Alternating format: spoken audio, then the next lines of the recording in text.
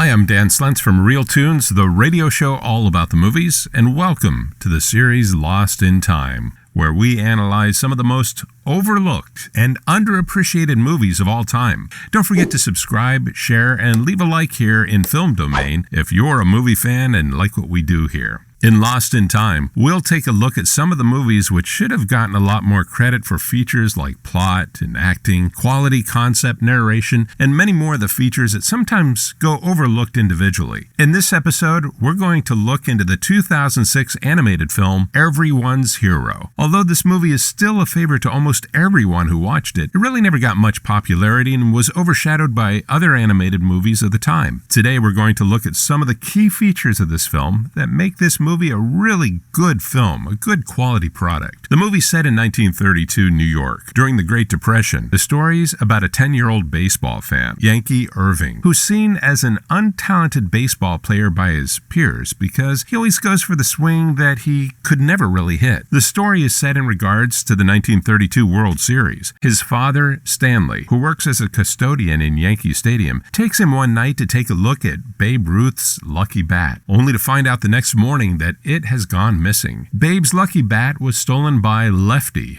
a cheating pitcher for the Chicago Cubs, disguised as a security guard. Stanley is blamed for this and is temporarily put down from his job until Babe's bat, Darlin, is found. Even though Yankee tells him he saw a mysterious figure who might have taken the bat, his dad suspects he might have been behind the incident and sends him to his room. With his friend, talking baseball, he goes out to retrieve the bat and decides to take it to Chicago and hand it over to Babe Ruth, who meanwhile comes on the radio to be not doing well in the game without it. Yankee had to take deep measures and face Lefty, who is constantly on his trail. The story ends with a series of coincidences where Yankee gets to bat for the team and finally gets a big hit at the third pitch. The real thieves who wanted Babe to lose are captured, and his father goes on to be reinstated to his job. One of the best things about this movie is its simplistic narrative and how well it manages to present real-life events into a fantasy animation, such as the World Series, which plays an essential role in the story. It also brings us familiar historic events and people, which does a great job by initially catching our interest. We know that we'll be invested into the story if there are people and events that we like and care about. The movie also highlights the age of the Great Depression and how families were affected by it, all without taking away its animated charm and lightness of the movie itself. Looking at the characters, the protagonist, Yankee Irving, is a naturally lovable character. The audience can easily understand the boy's frustration of not doing well in a backyard baseball game and his longing to see his father, who's almost always at work in order to make ends meet. The talking baseball, Screwy, who Yankee befriends, also seems to naturally fit in with the appeal of the film and often becomes a spot for comic relief. But Screwy is also a character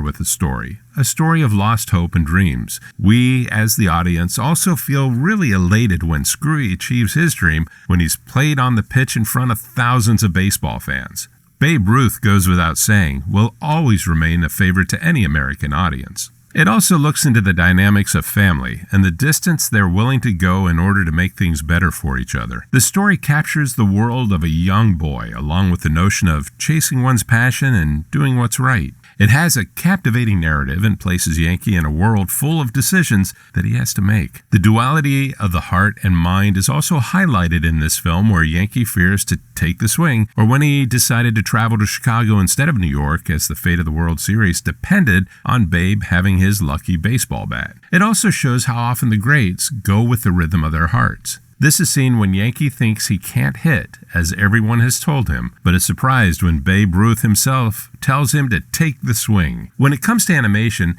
it's not as good as ones like Pixar would make with Cars that had just been released a few months before this one. However, in no way does that mean the film is bad, but in our opinion, it could have made it a little more appealing had it had a little more high-edged animation. Even though this might not have been as popular as some of the other animated movies of the time, like I mentioned Cars or Ice Age, this is a surprisingly good movie by almost everyone who's watched it. The fact that it didn't advertise as much as some of the other films, and that it was released just after schools had already gone back into session in September could have taken away some of its target audience. However, the movie is a nostalgic memory to those who watched this as a child and holds a special place in their memory. Undoubtedly, the events of fantasy and sports and personal quest has an appeal to everyone, but we here at Film Domain think this would be a little more appreciated by a younger audience. But that doesn't mean it won't pull in older kids and moms and dads who also will really enjoy this film. The New York Times reviewed this movie to have used multiplexes and shadowed by tragedy, and considered not the best start for a kiddie feature. But it considered the movie's sentimental provenance could earn it a critical pass. Currently, this film has only a 5.7 out of 10 in IMDb, 51% in Metacritic, and 42% in Rotten Tomatoes. And those aren't great numbers. But for its story and narration, along with its charming set of characters, we here at Film Domain think it deserves a much better score. And we think you're going to like it and agree with us. With that, we want to thank you for looking into this movie with us. And if you like our review, don't forget to share and leave a like. Also, be sure to subscribe. If you haven't watched this movie, tell us if you're interested in giving it a try in the comments after our review. And for the ones who have seen this movie, tell us what you think down below in the comments as well. If you haven't seen our last episode of Lost in Time, where we review Air Force One, click this box and check it out. And if you like our channel, try visiting our sister channel, Game Domain, for everything game. If you have any films you think deserve more recognition, let us know in the comments, as we love to get your suggestions. See you next time with another episode right here on Film Domain.